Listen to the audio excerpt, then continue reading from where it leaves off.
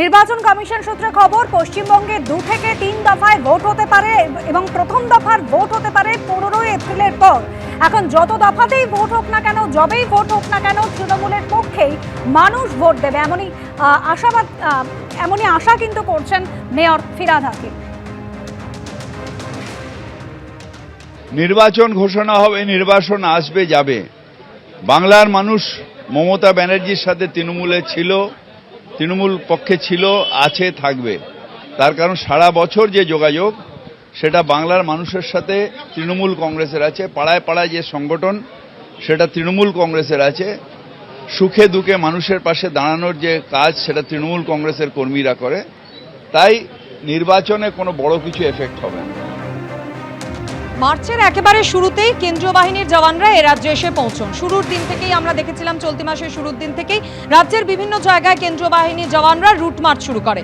এরপর গত সপ্তাহে আমরা দেখলাম নির্বাচন কমিশনের ফুল বেঞ্চ এলো, যেখানে জ্ঞানেশ কুমার তিনি পর্যন্ত ছিলেন। আর তারপর থেকে এই জল্পনা আরও জোরালো হতে থাকে যে আর হয়তো কয়েকদিনের অপেক্ষা, তারপরই জানা যাবে বিধানসভা নির্বাচন এ রাজ্যে কবে থেকে শুরু হবে, কত দফায় হতে চলেছে। যাবতীয় জল্পনার অবসান ঘটিয়ে আজই চূড়ান্ত দিনক্ষণ ঘোষণা করতে চলেছে নির্বাচন কমিশন। আজই নির্বাচন কমিশনের পক্ষ থেকে বিকেল 4টায় সাংবাদিক বৈঠক করা হবে, যেখান থেকে ভোটের নির্ঘণ্ট ঘোষণা করা হবে।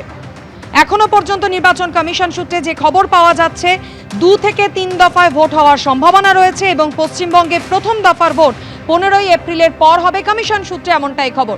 রুমা পাল অপর প্রতিনিধিও আমাদের সঙ্গে রয়েছেন আরো বিস্তারিত এই বিষয়ে জানানোর জন্য। রুমা, দেখো, জানিয়ে রাখি যে আজকে কিন্তু ভোট ঘোষণা হবে। যেহেতু একদম বেশ জল্পনা চলছিল, সেই জল্পনার সঙ্গে সঙ্গে এটাও চলছে যে বিভিন্ন রকমের তারিখ সামনে আসছে, যে হয়তো এপ্রিলের শেষের দিকেই হবে। তবে যেহেতু আমাদের অপেক্ষা করতে হবে 4টে পর্যন্ত, কারণ মুখ্য নির্বাচন কমিশনার জ্ঞানেশ কুমার নিজেই সেটা ঘোষণা করবেন। কিন্তু এখনো পর্যন্ত যেটা জল্পনার মুহূর্তে রয়েছে যে 3 দফাতে ভোট হবে, এরকমটাই জানা যাচ্ছে। এবং একদম এপ্রিলের শেষের দিকে, অর্থাৎ 15 এপ্রিল যেটা বলা হচ্ছিল সেটার পরে একদম সেই ভোট হবে।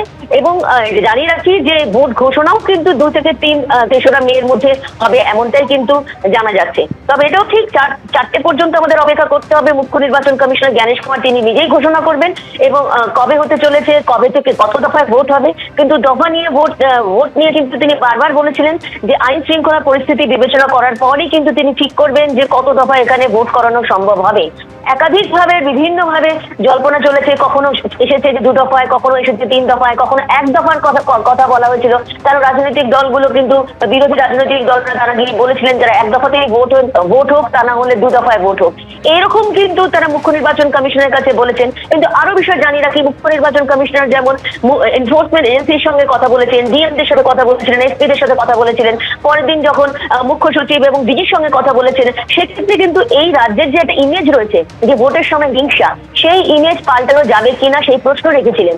সেক্ষেত্রে কিন্তু অবশ্যই যে প্রশাসনিক যে কর্তাদের কাছে সেই প্রশ্ন রেখেছিলেন, সেই ইমেজ কি পাল্টানো যাবে, সেই ইমেজটাই কিন্তু পাল্টাতে চাইছে নির্বাচন কমিশন, এই বার্তাটাই দিয়েছিলেন। এবং সুষ্ঠু এবং অবাধ নির্বাচনের সাথে সাথে এটাও ঠিক যাতে কোনো হিংসামুক্ত একটা বাতাবরণ তৈরি করা যায়, হিংসামুক্ত ভাবে যে করা যায়। কিন্তু এটাও ঠিক, কালকে যখন দেখা গেল যে প্রধানমন্ত্রী মোদীর যখন ব্রিগেড সমাবেশ, তার আগে যখন গিরিশ পার্কে দেখা গেল যে একেবারে আইন শৃঙ্খলা তো বটেই, একেবারে দুপক্ষ কিভাবে নিজেদের মধ্যে একদম তাদের মধ্যে যে একটা আইন শৃঙ্খলার যে অবনতি হলো সেটা কিন্তু দেখা গেল। এবং তারপরে কিন্তু নির্বাচন কমিশন পুরো রিপোর্ট কিন্তু চেয়ে পাঠিয়েছে। অর্থাৎ বোঝা যাচ্ছে যে যতই নির্বাচন কমিশন বলুক যে আইন শৃঙ্খলার উপর নির্ভর করে বা কোথাও হিংসামুক্ত বাতাবরণ, যাতে হিংসামুক্ত বাতাবরণ থাকে সেরকম ভাবে একটা ভোট করাতে প্রস্তুত। কিন্তু এই রাজ্যে যে একটা বলা যেতে পারে ইমেজ তৈরি হয়েছে, বা এই রাজ্যে যে একটা চিরাচরিত যে একটা ধারা বয়ে আসছে, যে ভোটের সময় যে হিংসা বা প্রি পোল এবং পোস্ট পোল যে ভায়োলেন্স, সেটা কিন্তু হয়ে এসেছে। এবং সেটা রোখাই কিন্তু এখন নির্বাচন কমিশনের সব থেকে বড় চ্যালেঞ্জ। অন্যদিকে এটাও ঠিক, যে সমস্ত অ্যাডজুডিকেশন কেস, অর্থাৎ বিবেচনাধীন যে কেসগুলো চলছে এখনো পর্যন্ত 15 লক্ষ যে নাম সামনে এসছে, আরো এখনো চলছে, আরো সেই আসলে পুরো হিসেবটা কিন্তু জানা যাবে। সেটা কিন্তু এই সপ্তাহের মধ্যে সেই হিসেবটাও সামনে আসবে, কারা এই লিস্টে অর্থাৎ ফাইনাল লিস্টে তাদের সংযোজন করা হচ্ছে।